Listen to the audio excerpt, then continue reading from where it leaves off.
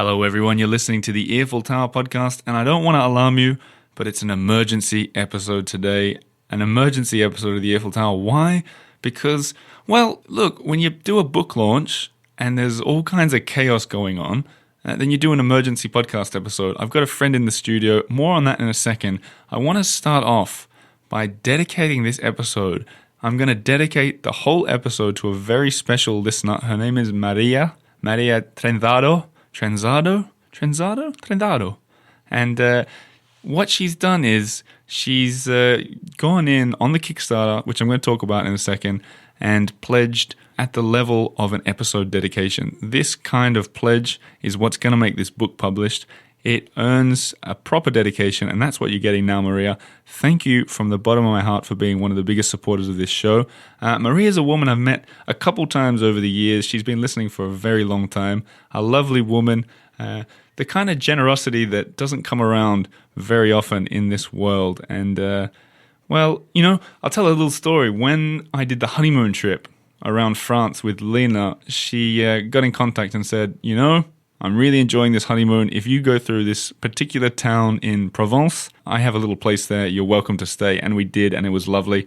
And, you know, Maria, you're a very lovely person, and thank you for listening to the show, and thanks for supporting Paris on Air, my new memoir. More on that in a second. I think what we should do is play the jingle. Let's do it. And that was the jingle by Slim and the Beast, in case you're new around here. That's a Paris band. But what I'm going to introduce before anything else is a friend of mine, John Clarke, who's sitting in the studio with me. Hello, John. Hello. How you doing? Well. I think you're imitating me. No. I only did that last episode. That was a one-time thing. Well, that's just in your head. John is a return guest. Those who've listened regularly might remember his voice from... It was we're talking about Culture Shocks. Culture Shocks. Yeah, because at the time you were quite new to Paris. Now I'm integrated. Now you've been I'm here. not shocked anymore. Well, I'm shocked by other things in life, but not culture anymore. I think you are shocked. You told me that you had a tiff with a motorcyclist. Daily. Really? Yeah. Wow. What's all that about? What's that? Hey, I think I'm asking the questions today. Well, no. What I figured we'd do, John and listeners at home, is we'd talk a bit about the book launch and the Kickstarter and everything. John was at the book launch. You backed the project. Thanks for that. You're welcome. And you had quite the story on the night of the book launch that I wanted to tell as well. Where should we start? Should we tell it now? Yeah. And then we get into the actual night? You know, what we should do before anything else is if you've just listened to the Eiffel Tower for the first time, you've got a lot of catching up to do. Let's be honest. Yeah. Maybe you shouldn't even be listening to this episode. Probably not. No, turn it off. Go back a couple episodes. I wrote a book, a memoir about my time in Paris. I did a big launch party at a Katoum coffee shop. What do you think of that place, John? Beautiful. First time there? Love it. Thank you, Tom. Have you been there before? Nice guy. Only once. Right. Love it. Best cafe on the left bank, easily. So nice. And the neighborhood itself is unbelievable. 7th arrondissement. It's the most Parisian kind of quartier ever. It's unbelievable. I called it, I did a blog post once about the best arrondissements in Paris for tourists. That's what I'm saying. I think if you want a place, a neighborhood that oozes Paris, I would go there. Yeah. It's not necessarily where I would feel like I would kind of live my life or where we live our daily life on the other side of the river. But in terms of a place that's like overly Parisian, man, it's hard to beat. Well, you've got the Eiffel Tower for one. Yeah. It's very Parisian. Yeah. It's very beautiful. Bit expensive. A little bit. I don't know who lives on that side of town. So I was thinking that as I was walking over. Yeah. I'd say about half the population lives over there. But in that... You're just saying that because the river is down the middle? You think it really works that way? We've gone off topic already. 50-50 right down the middle. The book launch was in the Katoum Cafe. It was wonderful. You were there. Maria Trenzado was there. What did you think of my pronunciation? Maria Trenzado. Trenzado? The D is so soft that you can barely... It's subtle. Experience it. Like the B in subtle. Yeah. Trenzado. She's from Cuba, which I've learned is also pronounced Cuba. Cuba. Yeah. Very soft as well. Anyway, it was a fun book launch, but some people, I'm not going to point fingers or name names or whatever, some people didn't make it. Or showed I up. like how you're avoiding eye contact with me, even though I'm the only one in the room, and I was clearly the most late person of the night. You weren't. Someone came after it finished. Oh, because I stayed back in the cafe. But to paint a picture, everyone, Paris is kind of in lockdown at the moment. Yeah, there's a big strike going on. It's another reason to call for an emergency podcast. Yeah. And people who typically take the metro or cabs or Ubers are struggling big time. And is that where you found yourself on? Well, the irony of you being in this big launch that is going to bring some chaos naturally, and also the chaos that is getting around in Paris right now, is kind of funny. It's kind of fitting, right? You know, Bob Dylan said, "Chaos is a friend of mine." I love it. Yeah, he knew what he's talking about. Still does. So where were you? Came to Paris. You texted. So it's from my side, I'm at Khartoum early, realizing the strikes are going to mean a lot of no-shows and stuff, which is kind of stressing me out. I was really stressed. I've never seen you that stressed. Really? To be honest. Really? Yeah. You came late. I was all right by the time you arrived. You should have seen me an hour before. You're still tense. There's and by the way, I'm going to explain to everyone how to figure out the details and stuff at the end of this episode. But I figured we'd tell the story first. Yeah. So an hour to go before it starts. Yeah. I start getting messages from, I would say, 20 people saying, "Hey, the transport, the city's in lockdown." Like, unbelievable. Yeah. People say, "I'm not coming. Sorry about this." I didn't want to message you too much, but then I was also the hummus guy, so I felt like I had a bit of texting rights to give you my updates. Because a couple of days later, John and I, John's also a podcaster. We've got to give you the proper shout out. Thank you. And I'm going to be on your podcast soon. Yep. Do the shout out now. In about 30 minutes. Tell me about your show. I'm a psychologist, and I help other psychologists build their business. My podcast is called Private Practice Workshop. People that is it specifically for people who are in that field? Yeah. Okay. Yeah. So you've come on this show hoping to reach all the psychologists. Yeah, I'm hoping to steal your audience. So that's who you are. We're texting before. You say, "Is there anything I can do to help?"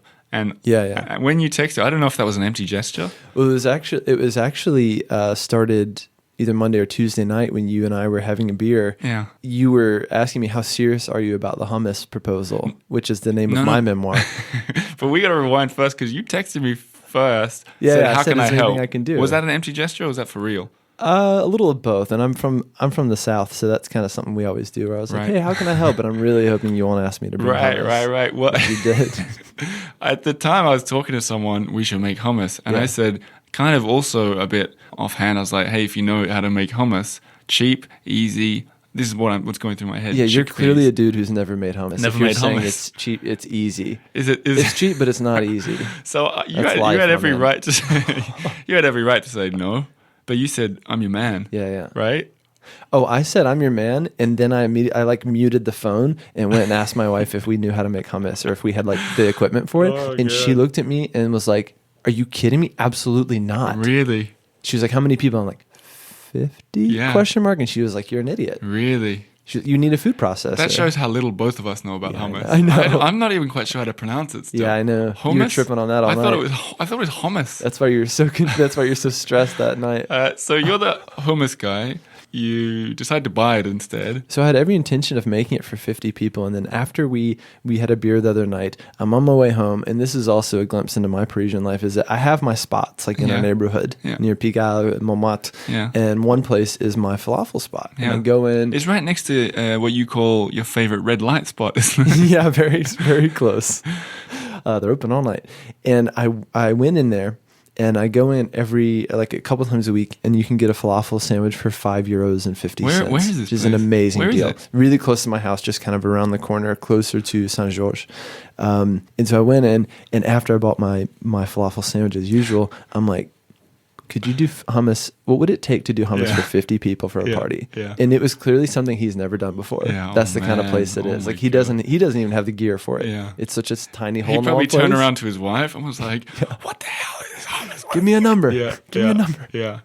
And so he agreed to do it. Yeah. And in the most broken French on both of our parts. No way. We negotiated, and he gave me a price, and I gave him another price. Yeah. Oh, really? You negotiated? Yeah. We just went back and forth. Amazing. And so we go back and forth about it, and he's like trying to upsell me, and I'm trying to get the best price. Sure. I'm trying to get him to throw in the bread for free. You were like, "It's a Kickstarter." Yeah, it's yeah. It's a fundraising thing, Yeah. man. Paris on air. Yeah. That's what you said. I kept saying Oliver G, and he just didn't ring a bell. Never worked. And so we finally negotiate for 2 large trays of hummus that will suit 50 people, which is a lot of hummus. A lot to carry. A lot to carry. That might come back in the story. So the night of the party, and I've been planning on this for weeks, really excited to come. I'm traveling about as far as you did, but I don't have a scooter. You don't have a little red scooter features in the book. And even if I did, carrying that much hummus, and by the way, 15 baguettes, was not probable. Didn't ask you for the baguettes, to be fair. I know, but what are you going to do? Yeah. You're just going to scoop it with your hand like a savage? Did I not tell you that me and Lena were cutting cucumber and carrots? Well, you kept texting me about how many cucumbers, how many carrots. I'm like, dude, I have my own crisis over here. You know what we should never do? Start a catering business. Yeah, no kidding. Yeah. Back to the night. Yeah. I get a text from you and all the other texts. I'm going to arrive a little late. I'm getting an Uber. Don't worry. Yeah. Alarm bells. Yeah. Yeah. For me. So the short story is I asked my wife to get some baguettes. She says, how many? Which is always the question. Yeah. Every time you have a party. Sure. It's like, how many baguettes? Yeah. I'm like, 10? Yeah. Question mark. So she buys 15. Sure. And they're all piping hot. And she comes home carrying a sack of baguettes. Yeah. Like Santa Claus. Sure. And I have a picture of her. She looks like Santa. The bag is bigger than her, Right. and it's incredible, and it smells unbelievable. Oh. And in my mind, when she gets back to the apartment and we're getting ready to go, I'm like, I'm going to crush it. I'm going to show up with 2 beautiful trays of hummus. Man. They're decorated. They've got a little olive oil on top, a little sprinkle. Like, he kind of hooked it up. He was throwing in free It's like garnish. red pepper in there, I saw. Garnishes in Yeah. there. Yeah. And I'm like, I'm going to rock the party. Yeah, yeah. This is my party now. Yeah. With your wife and the baguette. With my wife and Best the baguette. entrance to any party. Piping hot. Don't Yeah. know if I mentioned that. Yeah. The baguettes and the wife. Yeah. And so we're like, all right, we got this. Yeah. 3 Ubers later, we're still in the apartment, and I'm starting to have a What do beer. you mean 3 Ubers later? Like they canceled? They all canceled. It was just chaos in the night. It was chaos. So in the this peak is hour. this is what should be I'd say 20, 25 minute Yes, Uber ride. at most. Yeah. So about 30, 35 minutes into that, we go outside with the baguettes, with the hummus, and we're like, we need to figure something else out. Maybe a taxi. There's no taxi to be found. No. I see a bus, and it's the 21 line coming down Rue d'Amsterdam. Yeah. Coming down. Okay, it's in the right direction. Let's just hop on it. So I'm with my wife and then Laura, our barista friend from Ceylon. Yeah. And so we hop in She's the bus. probably listening. Yeah, I hope so. Hi, Laura. Not knowing exactly how it's going to get us there, but it's heading in the right direction. So we get in, we've got everything in our hands, and we're like, we're going to get close enough. We get down to maybe Châtelet, like still on the wrong side of the river. Wow. And we're like, this is it. We have to get out and either try a cab or try something else. Yeah. We get out. We've got all this gear. It's unbelievable. We're already kind of weighed down by everything we have. And we have to walk across the Tuileries. We have to walk across the river. And a race It's against starting to time rain. as It's a well. race against time. Yeah. I'm getting so fatigued, and I can feel the baguettes getting hard and like cold in my hands, Yeah, amazing. which is like a slow, sad death of sorts. Meanwhile, this is probably about when I started the reading. I'm sure you're right in the middle of your reading, and I'm sweating even though it's freezing out. Yeah. So I can feel the baguettes going bad. And I'm carrying the hummus, and you have to understand, it's 2 tin foil trays. They're like this. They're side by side. Yeah. And the guy, when he put them in the bag, he's like, you can't let them fold. Like, you can't let them move. You have to carry it perfectly flat like this. And they're 2 side by side. I'm like, okay, no problem. So I got it. So we're walking. And then I give the bag to Laura. She's going to carry it for a little bit. I'm like, cool. That's great. So then I'm carrying the baguettes. She's carrying the hummus. We walk for maybe 10 minutes, and I turn around to say something to Laura. And She's fallen in the river. Worse. The hummus had gone like this.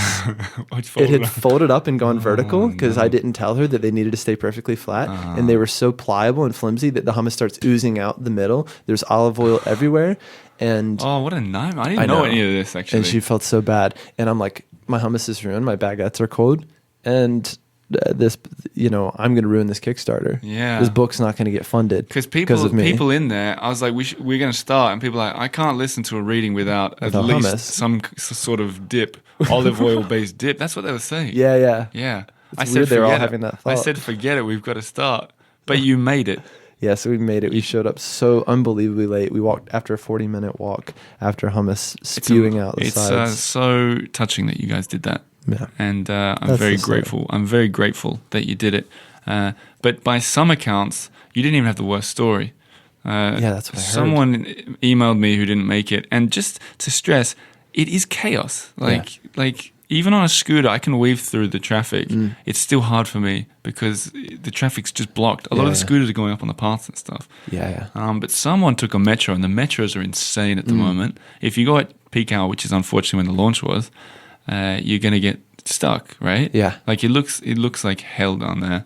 I'm not going down. I'd rather walk for 2 hours than take a metro. But one woman emailed me to say that she got robbed on the metro, got all her stuff taken, so she couldn't come either. That can ruin your whole transport experience forever. You don't trust anyone after that. That's terrible. But yeah, and add to that the weather was chaotic and remains chaotic. It was a wild night. Yeah. But the good side of it all Yeah. is that a lot of people did come, 40 people or so. There are a lot of people watching online and have seen the videos since.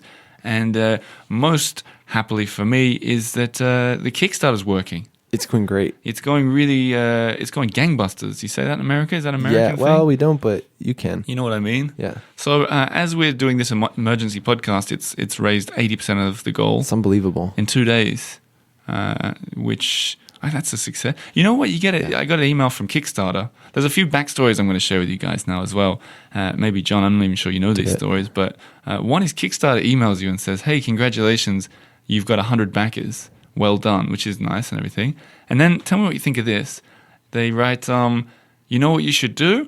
You should hire 2 buses and take all your backers out for pizza."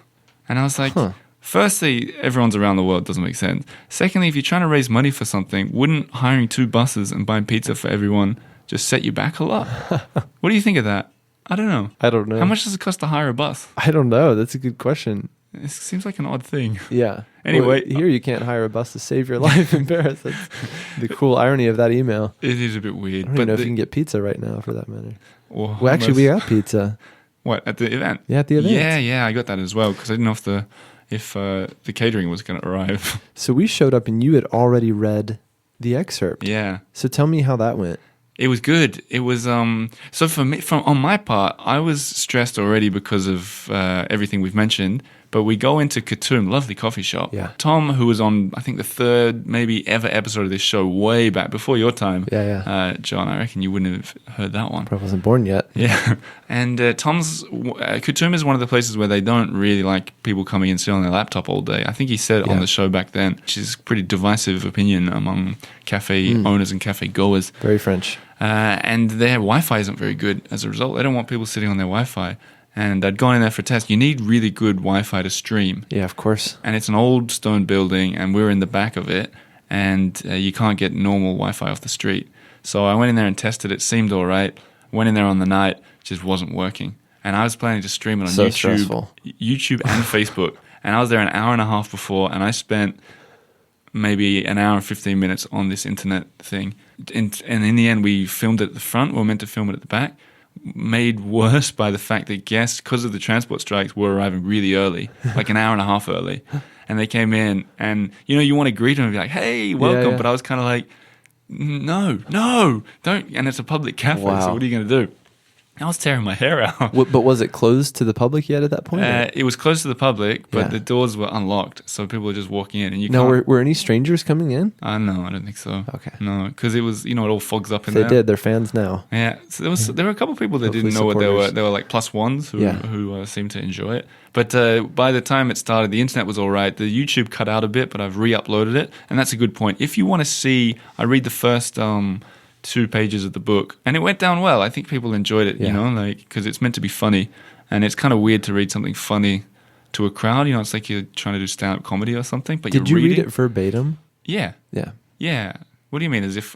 Well, I don't know if you ad-libbed a little bit or said, "Oh, this is the funny part, guys. Wait." I think it's gonna get really funny right here. I think I said one thing off script is that someone laughed at a bit that wasn't funny. It was Paul from Peloton who was he laughed at something. I can't remember it. And I was like, that's not meant to be funny. It was something about, I can't even remember. It's on the video, but you can check that out on YouTube. There's a good version of it up there now. You have a good clip on Instagram as well that I saw this morning. Yeah, I put really it nice and just clean. The 2-page.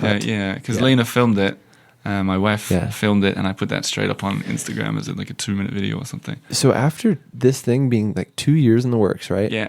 What was it like to stand there in front of those steamy windows? Yeah. It was so steamy in there because it was so warm and so cold outside. It was unbelievable. Yeah. It was nice. It was beautiful and very memorable. But what was it like for you to stand there in front of all these people who are supporting you, and then you're reading these 2 chapters aloud for the first time in front of an audience? Well, first it was 2 pages, not 2 chapters. Okay. I don't want to put anyone off here. But I'll tell you what, it was really nice. Like writing the book for 2 years, it's weird because it's and I realize I haven't talked about what this book is yet. Yeah, not but much. I feel like if anyone's listening this far, they must have a pretty good idea. But, it's a memoir. It's entertaining. It's about Paris struggles and successes and that kind of stuff. Funny, though, I think. And reading it, firstly writing it, it was hard to finish it. Because how do you finish a story that's ongoing? Of course. Right? But luckily I peaked recently. I had a good peak. Perfect. And it's all downhill from there. That's yeah. a good end. Anyone who's been following this journey probably already knows what I'm talking about. But as for reading it, I got a message from a mutual friend of ours, Sam Barantes, Slim and the Beast, sings the jingle. You guys all should know him by now. He said, man, with this transport strike and everything, you're going to know who the real heroes are by who shows up tonight. Wow. And that was really nice in my mind because the 40 people that did come, I knew that they, firstly, when I do events, people come for the guests or, the fact that we're in an embassy, whatever. This is like, come to hear me read my book in a transport strike. So it was really touching to know that they were there to hear that. And reading it was fun because I've been wanting to share it for ages now. I wrote that like a year or more, I don't know, a year and a half ago. Yeah. So it's ready to be shared. Amazing. And so it was really nice to have a crowd listening to it, Were you still nervous at that point when you were reading the excerpt? Nah, I don't think so anymore. I think like public speaking and stuff makes a lot of people nervous. I think it makes you hear comedians and actors and stuff saying they get nervous. Yeah, of course. But one thing with doing the podcast and doing quite a few events is it's like, I know I've got to do it. Yeah. And it's the easiest thing then. You're like, I've got to do it. Yeah. This is my show. I've got to talk to people. I've written this book. So, and who's going to do it better than I can? Because I wrote it. So I think you just get into the zone then and do it. And plus, there's a very supportive crowd. It's not like I was, trying to entertain some prisoners in Arkansas or something like that. Yeah. I don't know. That's another show. Now, what was it like to then hit that Kickstarter button? Right, there must have been a big green button somewhere that you hit to actually take this thing live. Well. It's green. Yeah. You don't green like money. It's. I'm very fortunate that I know that there are people who listen to the show, and I know there's people who support it on Patreon. So I've kind of done a bit of Kickstarting before, and I know from sharing little tidbits before that people were interested in backing it. But it's still nerve-wracking because the whole process of Kickstarter is really confusing and difficult. Yeah. Like you can set a goal that's quite low, and then if you reach it straight away, you're like, oh, I could have put a higher goal and tried to print more books. And you can't change it then? No. It's you can. Oh, wow. Once you reach the goal, you've made it, right? And then you're obligated to do whatever it is. And for me, it's the initial print run. You only get the money if it gets fully funded, right? Exactly. That's Which is why, so there's a risk, like, you'd say, why don't you put the goal at 50,000 euros and whatever you get is good. If it doesn't get there, no one pays. It's a pledge. So when you sign up, if you say, hey, I'm going to put in 50 euros for the deluxe package, if that goal doesn't get reached, no money is ever taken from your account. Wow. Right? So it's an all or nothing kind of model. So it's hard to know exactly what goal I should have put. And I talked to a lot of people before, people who've done Kickstarters. Randomly, I was at a Paris party. In fact, it was the party of Greg, who was on this show fairly recently talking about Parisian men. He's a podcast as well. And I was at his party. He seems to know everybody. And I end up chatting with this American guy. I was like, what do you do? He's like, I founded a company called Kickstarter. And I was like, what? Oh, that's weird. I'm doing a Kickstarter next week. And then he put me in contact with some people in New York who helped me set it up nicely. So it's been, and I said it on the evening, it's been a whole community thing, and which is kind of what this podcast is like anyway. Like it's a community that gets together and makes things happen, or, there's people meeting around the world that listen to this show, that kind of thing. This idea of community is really important, and I figured it was the perfect way to make this book rather than send it off to a publisher, have them go, yeah, we like it. We're going to change it a bit or a lot. We're going to change the cover. We're going to take out this Oliver character. I don't think we need him. And then when they publish it, it could be whatever. Yeah. This is just like a podcast episode. Yeah. I make it. People help me fund it. And then it becomes the book that I wanted it to be. So it's a pretty exciting. Wow. The whole thing is pretty exciting and pretty nerve-wracking. Yeah, of course. To be honest. This is your first Kickstarter and your first book. Yeah. Wow. And it's pretty cool to see that people have been getting behind it early. Because the risk is that it's there for a month, right? The risk is that you spend a whole month trying to get that last 1,000 euros or whatever, and sending messages to all your uncles and whatever, which is something I really never wanted to do. So. We can reach out to my uncles if you run out of uncles. Yeah, I think I like the whole Kickstarter thing, and it's fun to do it together, but it's pretty stressy. So it was really nice to see that. I don't know if I said already that it's 80% funded already. You did. Hence the emergency podcast. It's an emergency for sure. And what are the different levels? Because I looked at it briefly. Right. There's this is a good chance to. I got an email from my mum, and she said, have any people pledged? Hi, Mum. She goes, has anyone pledged to it? I was like, have you not looked at it yet? And she goes, I don't know how to find it. And I was like, well, fair enough, Mum. If you don't know how to find it, other people don't know how to find it. There you go. So I set up the easiest way. I'm going to say it twice, once now and once at the end. If you go to theearfultower.com/book, that's all you need to do. That'll take you directly to the page. And then when you get directly to the page, the way it works is there's different tiers, kind of like on Patreon. So a lot of you guys will be familiar with it already. And the tiers are pretty straightforward. I'm just going to go through them once and for all. John, you can do your commentary if you like. All right. I'm looking at it now. The first thing that comes up, pledge without a reward. You can put in €1 if you want. For the altruist. Yeah. This holiday season. There you go. I'm enjoying this already. If you're thinking to put in more than €1, I'd recommend you go down and look at the things so you actually get a book rather than just putting in money. You know, I want you to read the book. I don't just want you to help publish it. The next one is for €10 you get the ebook, and that works on all the readers like Kindle and all that kind of stuff. One less peppermint mocha latte this season. Oh, I'm enjoying this. You can do it. Okay, so there's that, and that's got a handful of backers already. The next one is kind of this is the most popular one. This is paperback or audio experience for €20. 2 peppermint mocha lattes Who this drinks season. peppermint mocha lattes? Ask your audience, bro. Okay. So the way this works is one or the other. If you want the paperback book, this is the thing that I think everyone gets. You pay €20, you add your postage, that book will get delivered to you if we reach the goal. I think it's pretty good. That's a really good deal. It's pretty actually. reasonable for a paperback book. Yeah. Something you can hold in your hand. Maybe you don't like books. Maybe you want to save the trees and you prefer audio experiences. You're a podcast kind of person. Maybe. Well, I'm going to make an audio experience. Ooh, la. Now, I've heard some feedback on this that people are excited about it. I'm going to get the characters from the book to read their lines. I love it. Ambient music. I love it. Music, too. Love it. And when I say ambient music, I mean ambient sound. You know? Can't get enough of ambient sound. If I'm down at the river, I'll put the microphone next to the send. That will be nice. So I'll be like, I'm already feeling sleepy. Yeah. Oh, I walked out. Yeah, put you to sleep in 5 seconds. I walked down to the river to propose to my wife. Oh, there's a river in the background. Yeah, that's my idea with that. So don't pay postage. In fact, I got an email this morning. This guy goes, or maybe it was a woman. Someone said, I want to get the audio experience, not the paperback, but it wants to force me to put postage in. I hadn't figured that out. So I added, how's this for a loophole? Because you can't change Kickstarter once you started it. If you want that audio experience, say that you live in Aruba, free postage to Aruba, aka you get the audio book. Hacking the system. Do you want to know a better way to do it though? Let's hear it. Get the deluxe package. Ooh, tell me more. €50. Okay. Christmas, get yourself a Christmas present. Yep. I'll send you a copy of the paperback, the audio experience, and the ebook, and an almighty shout out on the podcast. I'll even read a message if you have one. Now that's a deal.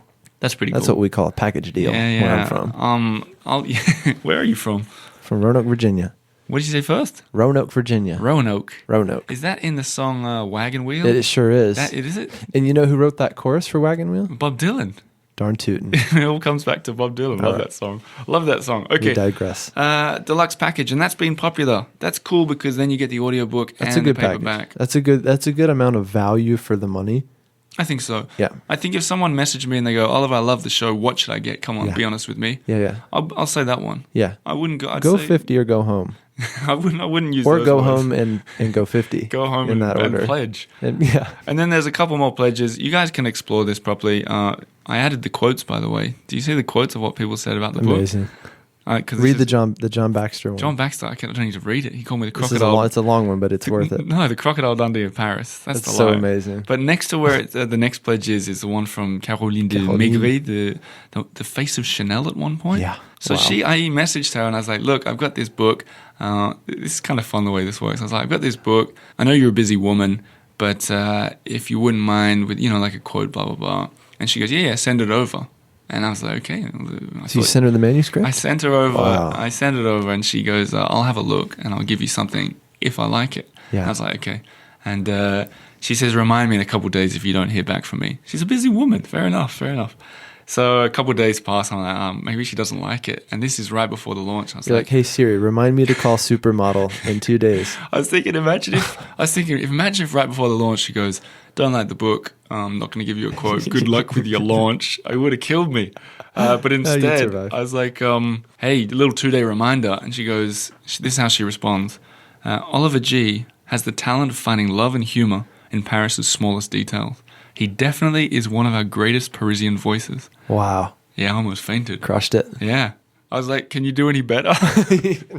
No, but she wrote that and I was like, wow, that, you know what I wrote? That's so nice. Yeah. And in a reference to the past episode I recorded with her that I should recommend everyone listen to, it was a really fun one. We recorded in a cafe and she had a weird drink. It was like a citron tea or so, like a lemon tea or something. I said, thanks so much for that quote. The next citron tea is on me, right? Yeah. And she goes, yeah, maybe we should have it at Le Maurice, this fancy hotel. And at first I was like, why would I go to Le Maurice? And now I realized she's referencing a chapter in the book where I go to Le Maurice for a drink. It's kind of a funny chapter. And I was like, whoa, she actually did read it. She really read it. Amazing. So there you go. Anyway, Wow. next to that is and we've got to kind of wind this up. Time's slipping Yeah, away. yeah. Pledge The other levels. 100 euros. Your name in the book. Your name in the book. Wow. Meaning, you get all the things that we've already mentioned, but at the back, I'll write something really lovely. This book is, made possible by people like Steve Smith from Canada. There you go, Steve. I just made that one up. Very nice. But I'm going to do all kinds of shout-outs and stuff. This is an emergency podcast, so I haven't prepared it. There's two more. I'm not going to get into it, but there's the episode dedication, like the one you heard at the start of this episode, Maria Trendaro. We'll work on that. And the last one is a private Paris tour that some people That's have been nice. interested in. You come, I'll show you around Paris. You know I've done some tours before. I'll show you my Paris and bits from the book. That's a special one from the people who are real fans and really want to see this thing happen. Yeah. Private Paris And tour. want to see Paris through the eyes of a local. Mm. If I didn't live here, I'd probably go for that one. Really? Really, though. Really? There's a difference between like Googling, what do locals in Paris do and then going and doing those things Sure. versus like really seeing Paris through your eyes. I think it's really neat. Well, I'm thanks, biased, though. thanks. But the thing with that is we'll have a coffee at one of the places I talk about in Yeah. the book. It'll be like a proper experience, and you'll feel like a local, I reckon. You'll see me in the corner on You'll my be in the laptop. corner? Like, You know, I went in the Peloton coffee shop the other day. Uh-huh. It features in the book too. Yeah, yeah. I used to be there It's all a the time. staple. I see that they've been putting people's heights up on the wall. You know, like I saw that. I Yeah. really want mine to be on there. guess what? Yours is on The there? top guy, I think his name was Joshua or something. King of Peloton, it says in Come big on. letters. I was like, I'm probably taller than that guy. What is he? 6'7"? Well, you don't know in inches. I know I do. I said to someone, I was like, how tall was that dude? And they said 6'3" or something. Oh, I come was like, on. hang on. I can do that. I was like, let's do it. And there's this big, people start cheering and clapping. It was like a big moment. I'm serious, right? Walking in. This has to be in the book. You have to go back and edit It it. happened yesterday. No, this is epic, though. Oh my And gosh. Vlad, the guy behind the counter, was Yeah. like, oh my God, I'm so excited. You might be the tallest. I stood there. They measured it. Missed it. Got it. Oh, The new king of Peloton. They changed the arrow to point to my name. I'm going to head down there later this afternoon. No, they dethrone you. No, they've closed today. Are you No, taller than me they're as open. well? I don't think so. Really? They also only do it for customers. I'll buy So whatever if I you're need to listening, buy. like I'll buy a waffle. A waffle and a... No, but like repeat line on the customers, they're not wall. going to let you behind. You're not I'll going. repeat, bro. You're not going in there. Okay, at least give it like a month or something. I'll buy 4 coffees just today. Let and me then mark raid. my own head on the wall. Let's answer a few common questions and then wind this thing up. Go I for think it. I've been getting a lot of emails from people who aren't familiar with Kickstarter or who, they've probably gone to earfultower.com/book. Yeah, that was the second one, and they've had some troubles with it. For example, someone emailed me, I want the audio book, but I want to send 2 copies to my niece. Is this possible? There's not a tier for that. Yeah, of course. It's too difficult to do tiers for everything. The easiest thing is email me. There's 100 ways to find me, to email me. You can do it. Love Contact at theearfultower.com. Oliver at you'll figure it out. Instagram, whatever. Just say what you want, and I'll give you I'll tell you what it costs. It's pretty much just double the price, but cheaper postage, things like that. It all works out. Just email me. Hack the system together. Email me. I think that was the main question. Was there any other main questions? The biggest one I would just say is, from a behind the scenes standpoint, not only have you been working on this book for a very long time, you've been a bit secretive about it. Oh no, really, mega secretive. and you only mentioned it to me soon before you started the Kickstarter. Yeah. So this whole thing has been an amazing labor of love of sorts Yeah. for years, and I think that's probably the dynamic of writing a book. It's a very a solitary kind of task. Yeah. Yeah. and you've done it without like making it a big hype deal or anything like that. And now it's really time to make it a reality. So you're so close. And especially for folks, if you're going to buy the book anyway, buy it now, pre-order it now. That's going to help this thing get to the finish line. I'm glad you it's said so that. close. Yeah. Do it today though. Do it before you, even before the weekend starts. You're going to forget over the weekend. You're going to forget on Saturday or whatever. So do it now. But again, I've just seen you taking really good care of this thing. You poured everything you have into it, and now is the time to get this thing over the finish line. So I'm just going to say it for you. Go pledge today. Thanks, John. And it's true. The quicker it gets over that threshold, the better, because I can start working on it. That means it's going to happen. Yeah. But when I say working on it, I mean I email the printing house and go, we're going. Let's Ship do it, this. baby. I can do it. I can get ahead of it. Love it. And it's like I talked to my own brother today. Not someone else's brother? He said, had the book launch go. I was like, you should buy a copy. Like, support it. He goes, yeah, I'm going to. I was like, no, do it. Yeah. Just get it done. And it's true. The quicker the better. Let's get this thing done. Let's move on. And a little note on what you said about being secretive, because I think this is kind of important. I think I deal with a lot of authors and writers, and I'm back and forthing with a lot of people who listen to the show and tell me about the books that they're writing and stuff. And I feel there's a lot of talk about writing books, and that's cool. That's some people's process, is, they want to make it known so people can ask them about it and make it happen. That was never my process. I've always wanted to focus on the podcast and make that as good as I could make it and work on the book in the background. And I think everyone at home, you guys would have got sick of it if for 2 years I was like, okay, I've finished chapter 4 now. I just wanted to get it done, get it ready, and then get it edited and everything, and then just put it out in the world and then start talking about it. Yeah. And I think that's kind of... that's the way to do it. I think it's a fun way to do it. Yeah. So congrats, man. Thanks so much. Thanks so much, John, and thanks for your pledge. Now, I'm going to say it one more time. theeiffeltower.com/book. I thought you were going to say Maria Trenzado one more time. Maria Trenado. We're going to work on that. We've got to work on our Cuban accents, but I think, Maria, you'll appreciate my efforts, even if I got it wrong. And hello again to you and your cousin Gloria, who also came to the Kickstarter. There's a little bonus. But that's going to wind it up for this emergency podcast. I'll be back on, get this, John, I'll be back on Monday. Wow. With a history expert. Unbelievable. Do you want to know what the subject will be? I'd love to. An Idiot's Guide to the French Revolution. Sounds right up my alley. Guess who the idiot is? Me? Oh, you. Well, you might enjoy it as well. It's going to be me. I'm going to be doing that. The week after, I'm going to have an episode about a chateau in Normandy that I'm visiting very soon. Heard of it. And then one last episode with Camille from French Today. Good way to round out the year. And I'll give her a shout out now, even though there's an emergency podcast. FrenchToday.com/earful12. Get your audiobooks from her. You'll be hearing from her around Christmas time. And then... Love it. New season of the Eiffel Tower, every hour in Decimalt 1 through 20. You guys know what you're in for. That's going to be unbelievable. And I'll end on a question for you, John. Call me when you get to the 9th. That's what I was going to say. What's the episode you'd be most looking forward to? Probably for an arrondissement that I haven't really been to. Or probably something on the left bank, honestly. Yeah. It's still a bit of a foreign land to me, so I look forward to those. Okay. And I just can't wait. Then you should tune back in 5 weeks into the year when I'll be in the 5th arrondissement. I'll do it. Alrighty. Well, thanks for coming into the studio, John. I'm going to head over to your podcast now. What's the name of it again? Private Practice Workshop. I'm going to be interviewing Oliver. And really, though, if you do want to hear, I'm going to interview Oliver about his process over the years of growing this show, becoming a full-time podcaster, developing, this relationship with you guys, his audience. So if you want a little peek behind the curtains, so to speak, that episode will be out in a couple weeks here on my show. I think a lot of people will be thinking, hang on, what's that got to do with therapy? Well, it's about the business of therapy. A lot of therapists are using podcasts and stuff to kind of grow their business. And so, and a lot of therapists are growing side hustles and stuff like that. So to have someone like you who's taken your passion and stuff you love to talk about and made it into a full-time job is an unbelievable example that I'm really excited to show my audience. Great. Everyone go and subscribe to his podcast as well. And we'll see you guys on Monday. John, if we both start talking a little bit loud, I put Slim and the Beast music over us now. And the music starts fading out. Bye-bye. Bye-bye, everyone. Salut. Thanks for listening. Au revoir.